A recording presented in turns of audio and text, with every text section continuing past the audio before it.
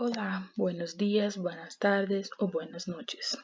Yo soy Akla Vaz de Sousa, estudiante de la materia Fisiopatología de la Universidad Privada Abierta Latinoamericana y hoy vamos a hablar sobre el accidente cerebrovascular isquémico. Bien, el accidente cerebrovascular isquémico ocurre cuando un coágulo sanguíneo va a bloquear o estrechar una arteria que va a conducir sangre al cerebro. Por lo general, un coágulo sanguíneo se va a formar en las arterias dañadas debido a una acumulación de placas, que pueden ser las grasas, y puede ocurrir en la arteria carótida del cuello o en otras arterias como del polígono de Willis, por ejemplo. Existen dos causas principales de un accidente cerebrovascular. Va a ser una arteria bloqueada, que va a ser el isquémico, o una filtración o ruptura de un vaso sanguíneo, que va a ser el hemorrágico. Algunas personas pueden tener solo una interrupción temporal del flujo sanguíneo, conocida como un ataque isquémico transitorio, que no va a causar síntomas duradouros. Pero en este video vamos a hablar sobre el accidente cerebrovascular isquémico. Bien, un accidente cerebrovascular va a ocurrir cuando el suministro de sangre a una parte del cerebro se va a interrumpir o reducir, lo que impide que el tejido cerebral reciba el oxígeno y los nutrientes necesarios, y así las células van a comenzar a morir. Un accidente cerebrovascular es una emergencia médica y el tratamiento oportuno y rápido es crucial para la recuperación de la persona, porque la atención temprana puede reducir el daño causado en el cerebro y así disminuir los signos y síntomas que la persona puede tener después. Es muy importante que usted vá al médico y luego al inicio, cuando perciba algunos de esos síntomas en el paciente. El paciente va a tener dolor de cabeza, su cara, cuando usted pide para que ele sonríe, se va a caer. Sus brazos, usted va a pedir para que se levante y así que se levanta se va a caer o entonces ni siquiera va a poder levantar el brazo o va a estar adormecido. Y también su habla, pídele para que hable una frase simple y la persona no va a poder lograr bien. Bien, hay algunos factores de riesgo que van a aumentar que el paciente pueda sufrir un ACV. Y estos van a incluir algunos factores de riesgo relacionados con el estilo de vida, como acá, tener sobrepeso, inactividad física, beber en exceso, uso de drogas ilegales y algunos factores de riesgo médicos, como presión arterial alta, fumar cigarrillos, colesterol alto, diabetes, apnea del sueño, enfermedades cardiovasculares, que estas incluyen insuficiencia cardíaca, defectos cardíacos, infección cardíaca, fibrilación, arritmias, todo lo relacionado al corazón. También tenemos los antecedentes personales, que si alguien en la familia ha sufrido, y ahora también tenemos la infección por COVID. Otros factores que están asociados para que el paciente pueda tener un ACV son la edad, ya que las personas mayores de 55 años tienen un riesgo mayor de sufrir un ACV. También tenemos la raza, los afroamericanos tienen un riesgo mayor también, y el sexo, ya que los hombres también son más propensos a sufrir un ACV, y las hormonas, por ejemplo, en caso de las mujeres que se toman píldoras anticonceptivas o hacen tratamientos hormonales que aumentan el estrógeno, aumentando así el riesgo de sufrir un ACV isquémico. Bien, normalmente ya sabemos que el ACV isquémico va a ser por un trombo que se puede dar en algunas arterias, ¿no? Por ejemplo, acá en la arteria carótida común, impedindo que el sangre se fluye al cerebro o en las arterias cerebrales cualquiera, interrumpiendo el flujo de sangre en determinada zona. Acá tenemos las anatomías, tenemos la arteria vertebral, la posterior inferior cerebral, la anterior inferior cerebral, la arteria basilar, la posterior comunicante, la media cerebral, la anterior cerebral y la posterior cerebral. Acá sería el polígono de Willis, que es el principal, podemos decir, irrigador del cerebro. De ahí salen las otras arterias y venas que van a irrigar todo el cerebro. Acá también tenemos una anatomía y acá es como vamos a ver en la angiografía del cerebro. ¿Ya? Bien. A nivel mundial, cada cerca de 17 millones de personas sufren un ACV por el año. La proporción de personas que sobreviven a un ACV se duplicó en las últimas décadas, proyectándose que para el año de 2030 habrá 77 millones de sobrevivientes con esta patología. Las personas están con conocimiento mayor de lo que es el AVC, de cómo reconocer, de cómo tratar. También es la tercera causa de muerte en el mundo hasta hoy. Según lugar en la mortalidad en los mayores de 65, es peor en los más viejitos. Está entre las 5 primeras causas de muerte entre los hombres y las mujeres a partir de los 20, porque no quiere decir que a partir de los 55 años están más propensos que no puede tener antes, ¿ya? Y en el 2009 correspondió a la segunda causa específica de muerte, con 9,6% del total, ¿ya? Solo ha perdido por la enfermedad cardiovascular. Bien, la fisiopatología del AVC isquémico. El AVC isquémico, la base del daño neural está en la escasa e incluso nula producción de energía debido a la hipoxia. Como vamos a tener una placa impidiendo el flujo de sangre a una determinada zona del cerebro, entonces esta determinada zona va a tener hipoxia porque no llega sangre. La secundaria es inactivar las bombas dependientes del ATP, generando una alteración iónica, que esta alteración iónica es la responsable de la excitotoxicidad y o la muerte neural y glial.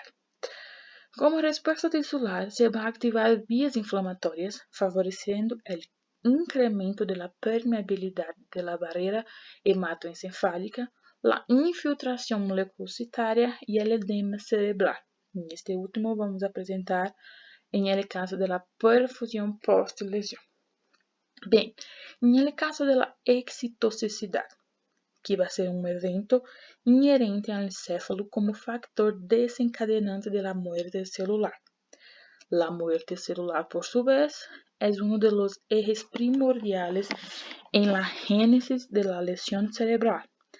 La vía final de la muerte va a ser el resultado del consenso entre estímulos internos, por déficit en producción de moléculas de energía para mantener el gradiente iónico, y los estímulos externos, que va a ser ligandos como el factor de necrosis tumoral y el FAS ligando.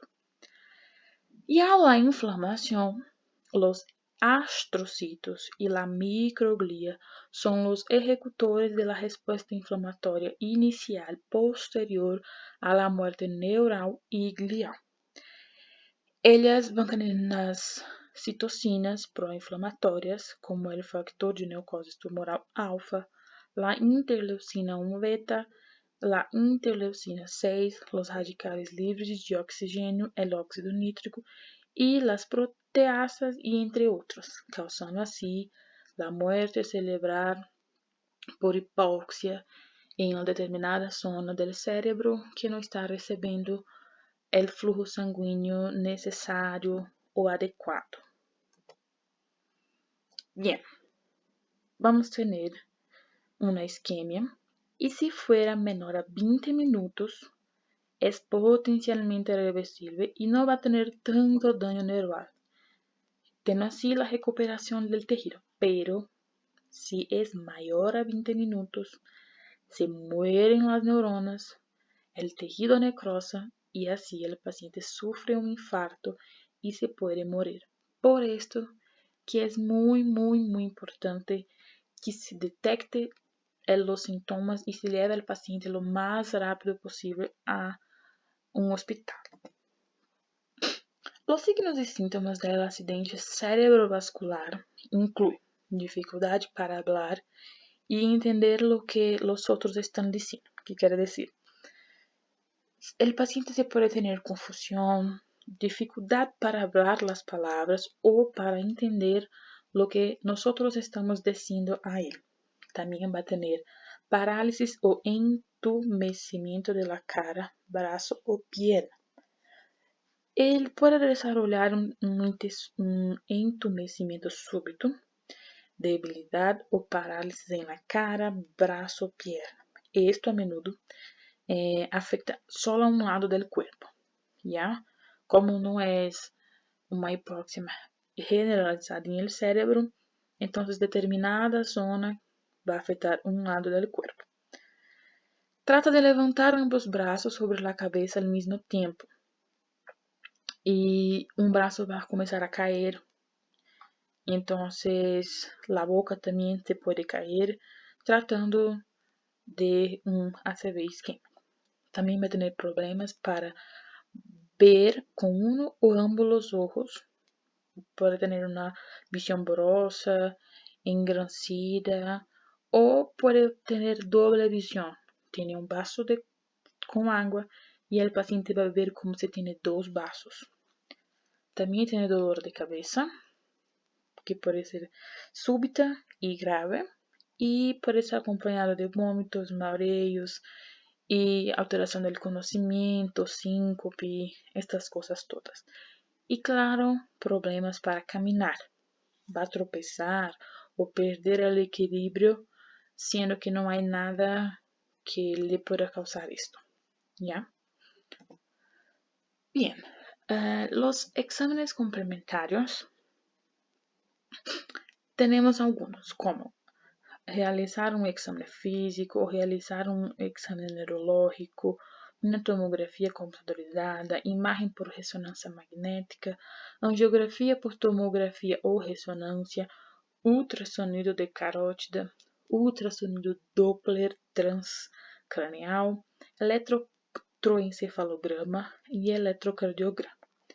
No exame físico vai incluir tomar la presión arterial, constatar síntomas de claridad mental, entorpecimiento o debilidad, problemas para hablar, caminar, hacer gestos. También tenemos un examen neurológico, que este exame va a verificar cómo está el funcionamiento del sistema nervioso del paciente, si está localizado en tiempo, espacio, si está bien localizado.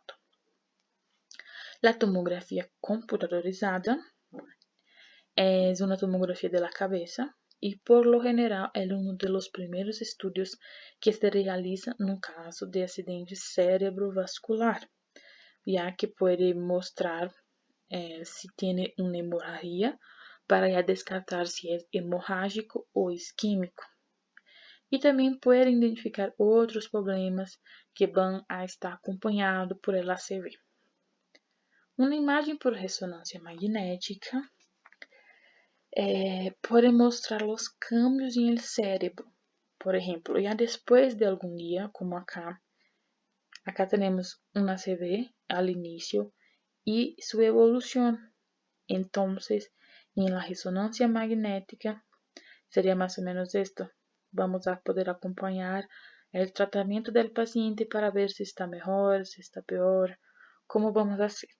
También tenemos la angiografía por tomografía computadorizada o resonancia magnética. ¿Qué son estas?